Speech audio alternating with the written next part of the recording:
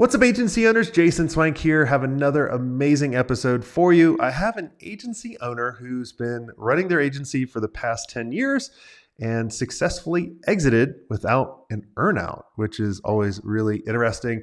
And she's just traveling the world right now, enjoying life, and she's going to provide a lot of insight to you. So let's go ahead and jump into the show.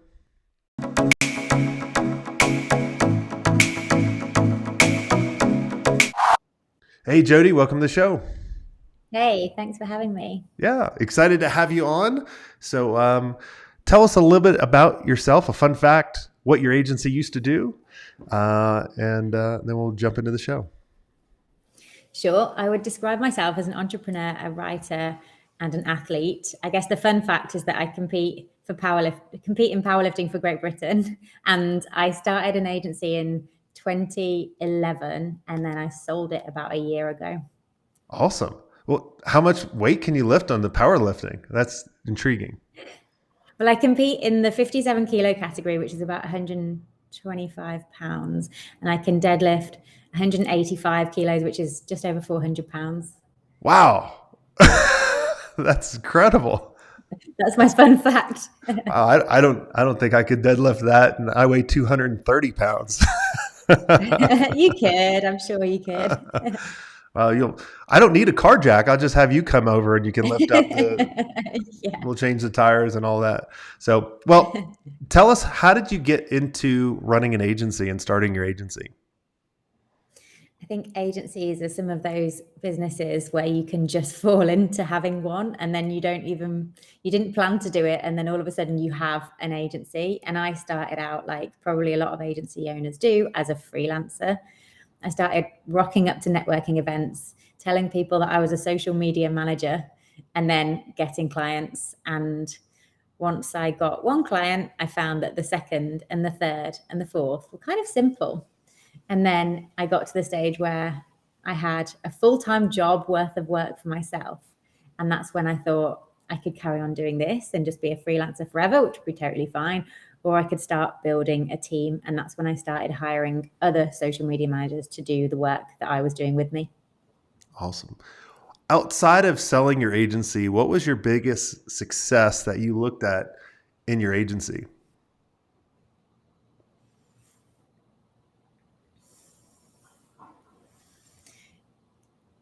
We had a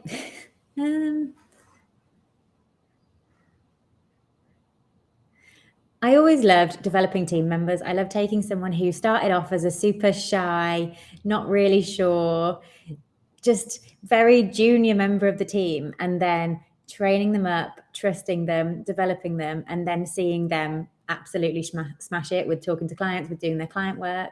So I really like the people development side of things.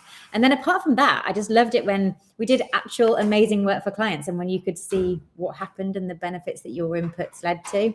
So we looked after a car brand at one point, and we could track how much our work was actually selling cars. So that was pretty cool. That was probably one of the most exciting clients that we worked for. But there's all sorts of those kind of results that we got. So with developing your talent, because a lot of people, they're really on kind of two sides, right? Hire someone experienced to come in, hit the door running, and they're off to the races. The other one is bring someone more junior in, develop them up. That sounded like that was more on your side. What were some things that worked for you, and what were some things that did not work that you would avoid if you had to do it over again? I think that I was hiring social media managers because I was familiar with that role because I'd done it.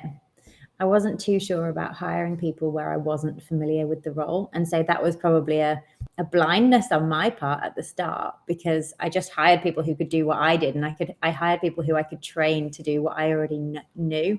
So I think I did that all the way along. I don't think, apart from a web developer in the last year or so, I don't think I hired anyone where I hadn't done that role first. And so that's good because you know what you're doing, you know how to train it, you've developed a process for it. But I think it's bad because at the same time, your agency can only ever grow to your level of knowledge. Yeah. So maybe there's a benefit in hiring people who can do stuff that you don't know how to do at the same time. Well, I started talking with this one company. and there's like when you go into a store and you chat with someone like a clerk, a very low end job for what we do, and you're like, why do they work there? They're so smart. They're like, they should be doing such bigger things. There is a company that I'm starting a chat with that actually finds these people, and then they train them for like media buying or social media management, all this kind of stuff. And it because it's not about how to do it, but it's about how to figure out and go past where our skill set, caps off. So I just found that kind of interesting, because Yeah. because there's two sides to every story with hiring. I always liked hiring more of the people that were experienced in work, and then I'd teach them how to do something rather than bring in all the baggage. So Yeah, exactly. We would hire based on character. I think future leaders, sometimes it almost feels like they're born that way, and they show leadership skills even when they might be putting out the trash. They might be doing something that just does not matter at all, but because it's in their nature to do it well, they will just do it. And then you're like, oh, you can do more. And then those are the people to put more energy and effort into to then develop further. Yeah, I love seeing that. Those little sparks at the start that make you realize that someone's got huge potential. exactly. So let's get into why I asked you to be on the show is about selling your agency. So let's talk about how did you get to the point where someone wanted to buy your agency? Like what needed to happen? Like, you know, profit or systems? Walk us through all of that. Mhm. Back in March 2020, when the world went a little bit crazy, I just finished about 5 or 6 years of very much running my agency like a lifestyle business. And so for every 3 months, I would be away traveling for one of those months. And it was very set up in processes, and it ran very well without needing me for too much stuff. But then when March 2020 hit, it was like, the phrase, everyone's got a plan until they get punched in the face. We got royally punched in the face, and all of our clients in hospitality, events, and travel pretty much just lost their businesses overnight. And so that went on to us, and we shrunk about 25% in 1 week. And so that's kind of scary because we've got a team of 16. I'm thinking, do I need to lay people off? Do I need to lose jobs? I didn't really know what to do. But how we responded was getting everyone together, starting a mission to just meet as many people as possible, be nice to our clients who were dropping off because we didn't know what the future was going to hold, and somehow figure this out all together. And so we went from, well, for me personally, it went from it being very much a lifestyle business to me getting very much back involved. We ran webinars every single day. We just tried to replace all the in-person contact we were having before with doing as much stuff as possible online. And we managed to not only grow the business back to normal size, but we grew it another 20% in the next 4 months. So it got to the end of that summer, and I took a long, hard look in the mirror, and I thought, what do I want to do now? Because I knew that I could go back and have a lifestyle business. But then at the same time, I thought, I don't want to risk being able to be tapped on the shoulder again by a pandemic or whatever else might be around the corner, and to have to go back into that hustled startup mode. I would rather not have that. But at the same time, I think that this team that I've got are more capable of just being my lifestyle business team. So I almost felt like I was the cap on their progression, and I didn't know if I wanted to be running the business anymore. So that was the moment that I decided to sell, which was in August of 2020. And so I put the feelers out there, and it's amazing once you get intentional about stuff and once you start speaking to just a few people. And I would always recommend that if you're thinking about selling your agency, it's a secret and no one knows. And definitely your clients don't know. Definitely your team doesn't know, because it would just distract them and worry them. But I spoke to a few people who I thought would know about this stuff, and they helped me work out what I needed to do. And they made introductions that led to other introductions. And then I started working with a broker who started introducing me to buyers. And so when I spoke to the broker, he was talking to me about what I needed to have in place in the business, and it was all about processes. It was all about a second tier management team. It was all about amazing documentation. It was all the tacit knowledge in my head had to be out there for everyone else to use so that I wasn't used as Google. And when I looked down the list and when I spoke to him about this, I realized that I'd already done this stuff because I'd set it up like a lifestyle business. It was there. It was sale ready almost by accident because I definitely hadn't intended for it to be sold the whole time. And so because I'd got there with that stuff, it meant that we could get introducing me to buyers pretty quickly. So it was less than a month between commissioning the broker and then meeting the first buyer. And then I met 12 buyers, and then that turned into 6 second meetings, 3 offers, and then we sold it once. That's awesome. So you had an active bidding in there as well, it sounded like. And I love that you mentioned, because when you were mentioning, I don't want a lifestyle business, and I was like, well, if you can set it up like a lifestyle business where you can go do what you love doing, that makes it very attractive to a buyer because it doesn't require you to be there. Yes. Yeah. And it meant also that I was very confident in any negotiations because it was like, hey, I'm having a great time. I love this agency. I love my team. I have a great life. If you want to prize it out of my hands, you can, but I'm not desperate. I'm not desperate to sell it. And I guess what I found in the buying process was the less I rushed, the more they did rush, and the more I was happy to just sit back and see what happened, the more they were like, no, no, no, we want to buy you. And so it put me in this amazing position where I felt like I was interviewing buyers rather than they were interviewing me.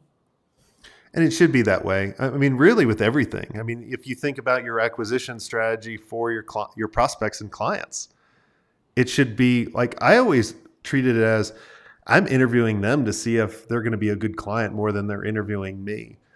Yeah. And but if it ever flips and like I'm doing more of the talking, well, they're in control.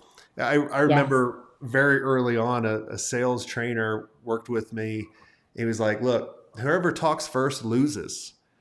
And Yeah. whoever's like sitting back, in the chair, just like, kind of asking the questions and then having the other person talk, he's winning. The person leaning in is the one losing. And it's Yeah. so true. Because you can tell when someone's wanting to sell pretty quick, and there's usually a lot of red flags. When we come Yeah. in, because we bought 10 agencies in the past 2 years. And so when we come in and someone's really anxious, I'm like, all right, what are you hiding? What are we not asking you? Yeah, you can feel it. Even you can feel the energy even through the Zoom call because I did all the calls over Zoom. But it's funny that you said about whoever talks first loses because the specific advice that I got from the broker in those 12 chemistry meetings, we called them, was we need to let them go first. We need to take the reins at the very start and say, tell us about you.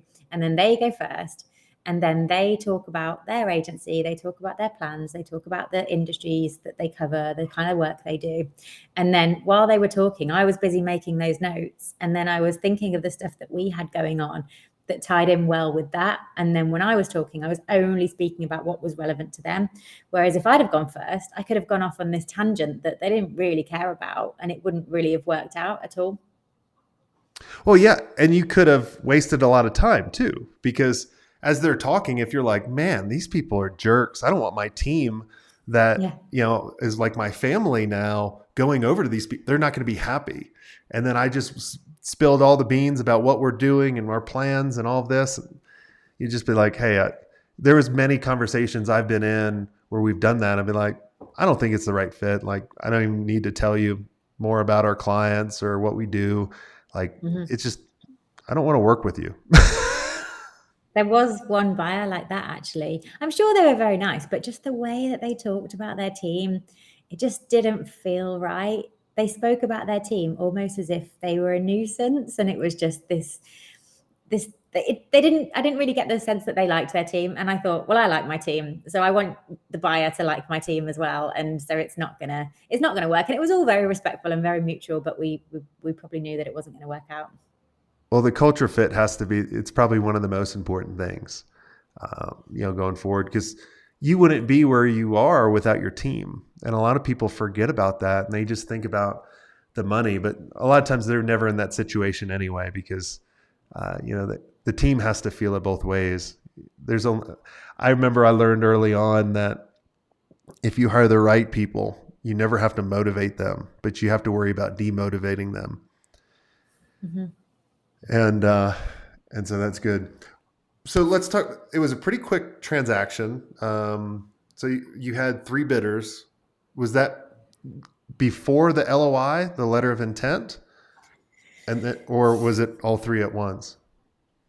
It took 6 months and 2 days in total Okay. from commissioning a broker to completing on the sale. So it was 2 months of meeting potential buyers, having second meetings. It was 2 months of getting to heads of terms, we call them, with 3 different buyers and talking about negotiating. And then it was 2 months of due diligence and completing with our favorite. And was it an asset purchase or did they buy the agency outright? Bought the agency outright. And no earnout? No earnout, no. Although that was interesting because the first offer that we got, actually all the offers from all 3 offers had an earnout to start with. And then some of the offers were they tied the purchase of the business to what I would be doing in that earnout period. And so when I went back to each of the buyers, I said, what do you want me to do in this earnout? And that's when they said, well, we want you to run the team. We want you to do sales. We want you to do all this stuff. And I realized that what they wanted me to do would have taken me back so many steps because I didn't do that stuff. I had someone looking after the sales. I had someone looking after the team. So I was like, so you want me to look after the team instead of my general manager? You want me to do sales instead of my salesperson? Like, I don't really understand. And I figured as well that if I started getting back in sales, it wouldn't be a very good thing because often when the founder gets into sales, clients kind of hold on to them and don't let go.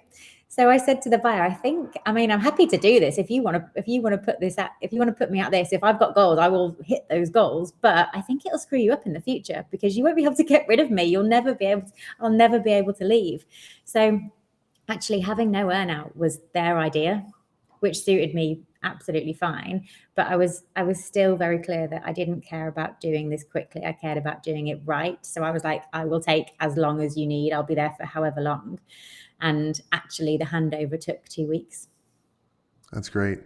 I had a friend that developed or came up with Pardot. It was a marketing automation tool. And there was tons of people, maybe 10 years ago, I think this was, that wanted to buy and get more into the marketing automation space. And he turned down the first offer, which was around 50 million, turned down the second for 75. He was kind of like you. He was like, I love what I'm doing, making a lot of money. Finally, to settle on 100 million in cash, no earnout. So a lot of times you just have to say no 2 or 3 times. Yeah. And it requires confidence to do that. It requires just not being scared into the first offer. And especially sometimes if you were working with a broker, they are incentivized to get you your sale. They're not necessarily incentivized to get you your best sale ever. So sometimes you have to be strong to be able to say, no, I can do better. I know I can, and be prepared to wait. Well, and I'm glad you mentioned that because brokers are incentivized on you making a deal. It doesn't matter on if it's a good deal or a bad deal. Yeah. I had a Yeah. really bad broker with ours that did not educate me on earnout and I had a good deal, but it still cost me millions of learning that I've made back, plenty from that and probably saved a ton of people on it. What was the commission? Because brokers are all across the board. What was the commission to the broker? Like, do you remember the percentage? I feel like it was between 3 and 5%. 5% sounds right. Of the valuation or the cash that you get? What's the difference? I guess, with yours, you got it all. There's no earnout. So, but did you get ownership in the new company at all? Yeah, I've got a small shareholding in the new company, but mainly just it was a straight buy. Yeah. So some brokers will do a percentage on the valuation. Right. Okay. So Okay. so let's say like so when I come into an agency and buy someone, I'll say, all right, you're worth 5 million. I'll give you 2.5 million in cash and 2.5 million in equity. So the broker would be paid on the 5 million, a percentage of that versus 2.5, which everything's negotiable. Mm, That's where I'm trying to educate yeah. some of the listeners, and just always curious what was yours. The interesting thing that I found out about brokers is a lot of them don't base their whole business performance metrics on the success fee. They base it on the monthly fees. So some brokers, they don't ever think that they're actually going to sell your agency. They just want to make their business work just on the monthly. So one of the big questions that I asked when I spoke to brokers was, what is your percentage completion rate? If a deal doesn't go through, why is it? And the one that we used was like, very few don't go through to sale, and if any didn't, he knew exactly why. He knew exactly what they'd said, what they'd done, the expectations they had. But I think some of them, it's like, you just throw stuff at the wall and see what sticks, and that wasn't what I wanted to deal with at all.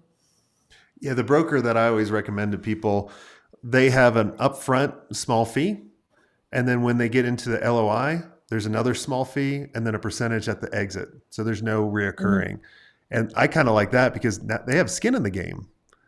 Yeah. But then sometimes with that, they have skin in the game to push you to make a sale versus a lot of times my part, excuse me, my partners in our agency sometimes get mad at me because I'll talk to some agency owners. I'll be like, you have a great business. You're making tons of money. Why do you want to sell it? I was like, you're not doing anything in the business. You're just getting a big check. So Yeah. So what was I going to say? No, it's gone. Sorry. You what go. if you had to do it all over again from start to finish on your agency, and even selling it, what are some of the things that you would do differently? When we started out in 2011, we could be a general social media agency, but now I don't believe you can be a general social media agency. I believe that you have to have a niche or a niche, as you guys say. So if I was starting again, I wouldn't be a social media agency who worked across platforms, across industries. I would do Instagram for restaurants, or TikTok for dentists, or YouTube for lawyers, or I would really go narrow. I think you have to now. I don't think it's enough to just be general. I think that you wouldn't be specialist enough to add a great experience to your clients. So I would pick an industry, I would pick a platform, and I would absolutely own that space. And what would you do differently going through the sales process? Um, I did a lot of reading and a lot of research around it after, and it was fine because it confirmed that I'd done it the right way. But I should have read some of those books and things before I started. So there was the Exitpreneur playbook that I read after. There's a book called Before the Exit that I read after the exit, and yeah, it was fine because I was like, phew, thank God I did that. But having that information ahead of time might have added more information and knowledge, and might have put me in an even stronger negotiating position. Yeah, it's amazing. I mean, it's kind of buyer's remorse or seller's remorse a little bit. I'll buy like this happens to me with buying a car. Like I'll buy a new car and then I'll be like, oh crap. Like I didn't really look at all the reviews and do the research. And then just like you are like, oh, good. People are like saying good things about I it. know. Like, Phew. like we trusted our Yeah, gut versus go in there with a lot of data, I think which so. it's kind of how I do everything though.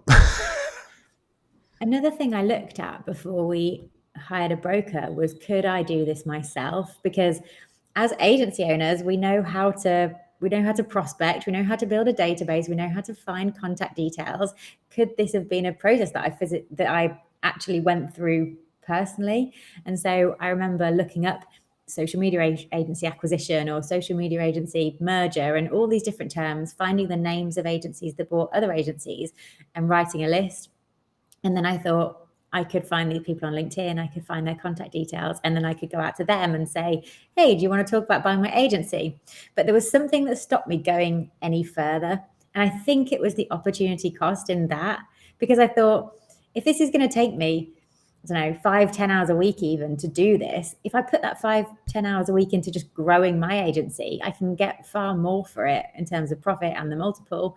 And therefore it doesn't make any sense that I should do this myself. I should definitely hire a broker. But for some agencies, it might make sense to do that sale yourself.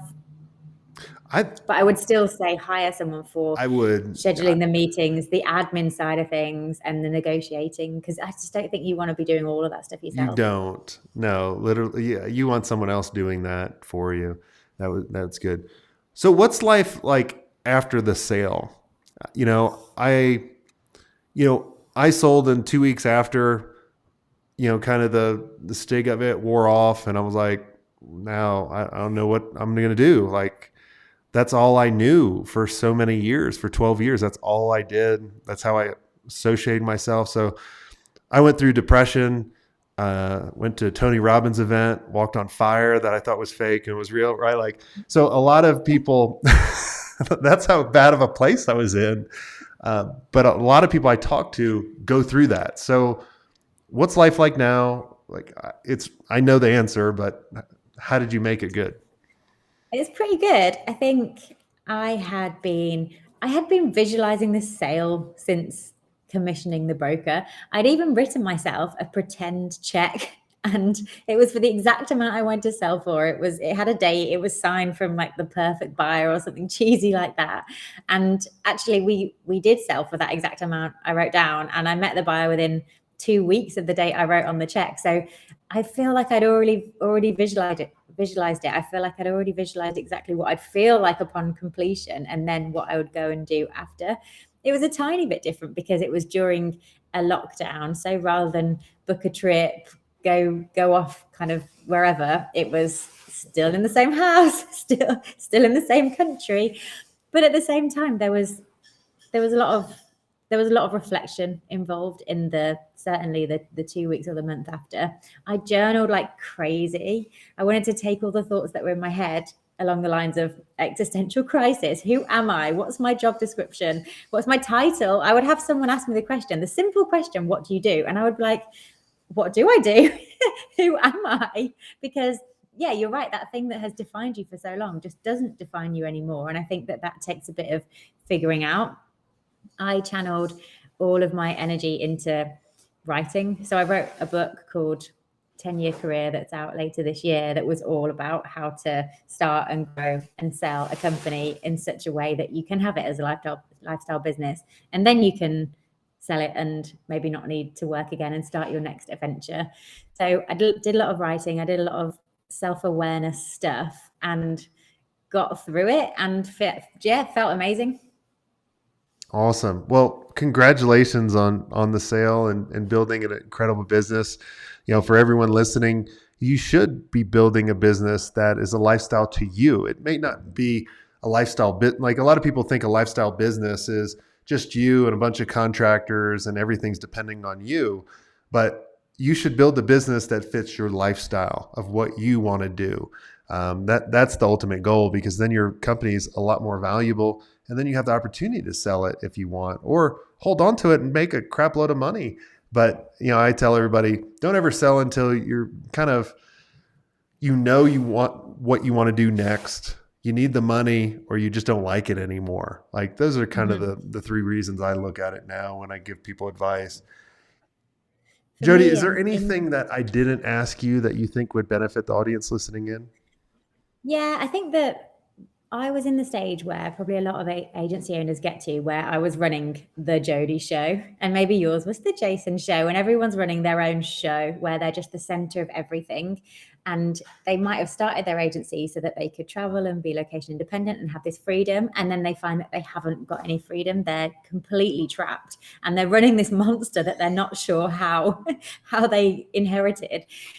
And the main difference for me between that stage and the lifestyle design phase of not having to do every part of my agency was a simple 4-column table that I made in Excel, which just helped me so much. And the first column was every single process that happened in my agency, and it was all of them. There are about 60 different rows there. The second column was who did it now, And at the time, it was just me. It was just my name in every single row. And then the third column was who would do it in the future. And so what I put in the third column was either the name of a team member I had, the name of a job title that I wanted to hire, the name of a software that I was going to automate this process with, or just no one, because it was a stupid process that I shouldn't have even been doing in the first place. And then column 4 became my plan. And so I put down dates and action plans in there. And then this became the center of my agency. And this was how I turned it into something that totally relied on me to something that didn't ultimately need me. I love it, because I did something similar where I remember someone asked me, because I was interviewing, we got to a couple million in revenue and I was hating life. And I literally started interviewing with someone and they go, what do you love doing? What don't you never want to do again? And it literally made me do one of the exercises that we talk about in our framework. And I walk the mastermind members through is getting a sheet of paper, putting your fist on the paper and drawing a circle around it. And everything outside that circle, all the things that you do now that you hate, that you never want to do ever again. And you start there and do that for about an hour. It's usually a big list. And then start going, what are all the things you love? And you do that inside the circle. And then you come up with a plan. I like your columns though. That makes it a little bit more easy. So I love it. That's a great plan. The thing that I found hard with splitting it in terms of what I loved doing and what I hated doing was that I kind of loved doing everything, but some things it was like, even though I loved it, so sales, for example, I loved doing sales, but even though I loved it, it was causing a bottleneck, because the more I did sales, the more people would kind of hold on to me, and the less that account managers were able to do their own thing. So sometimes it feels harder than that. But then is it a case that you just have to say no to some stuff that you do love doing for the benefit of the agency in the long term? Well, I think you want to get to a point where you don't have to do it, but you do it because you like it. Like, for example, I loved doing the creative brief and running the first meeting on a website engagement. I didn't have to do it, but I love doing it. Or another example, one of our mastermind members, Audra, she hired a sales team, but she loves sales and she was going through depression, or like she was depressed because she liked the sales, kind of like you. And we basically, the mastermind group said, well, why don't you just add color? Why don't you just come to some of the meetings? You don't run it. You don't do the follow-up, but you just come in, you be the big wig. And she's like, that's awesome. And that's all she needed in order to get back to that point and be like, cool, I have the choice. And now I think she's starting to pull back and she's like, I don't want to go to those things anymore. Mm-hmm. Yeah, interesting. Yeah, kind of like you can pick your moments. It's almost like Don Draper. You could go in and get a little bit involved, but then kind of back out and let everyone else do their own thing. Yeah, I like that. Yep. Tell everybody the name of the book, where they can get it, and like when's it going live, because people will want to definitely check it out. It's going live in July 2022. It's called 10-Year Career, and it will be available everywhere that sells books. Awesome. Well, you guys go check that out. Jody, thanks so much for coming on the show. And congratulations on the success and finding the freedom and the happiness. That's really why, we do what we do, not to, just make a ton of money and be miserable, because that's not fun. And then keep powerlifting. I want to see you break some records.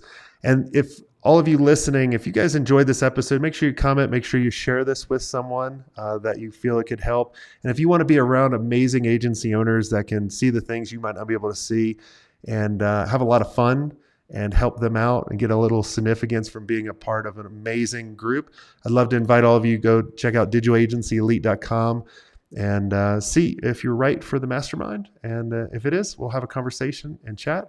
And until next time, have a swank day.